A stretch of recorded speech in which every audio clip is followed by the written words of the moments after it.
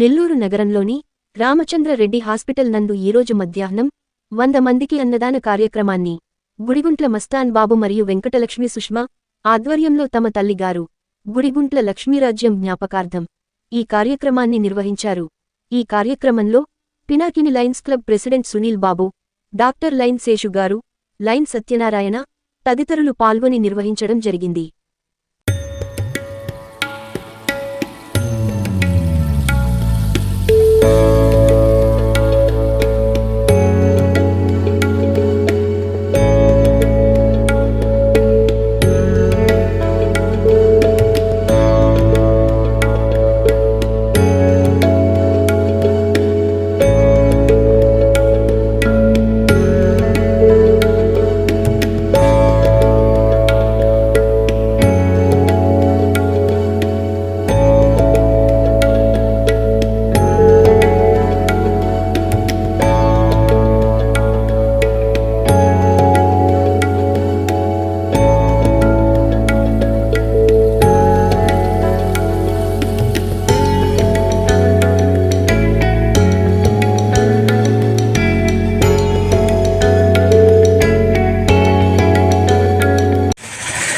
ఈరోజు అన్నదాన కార్యక్రమం మా తల్లి గారి గుడిగుంట్ల లక్ష్మీరాజ్యం జ్ఞాపకార్థం కంప్లీట్ చేస్తున్నాం. 100 మందికి అన్నదానం చేస్తున్నాం.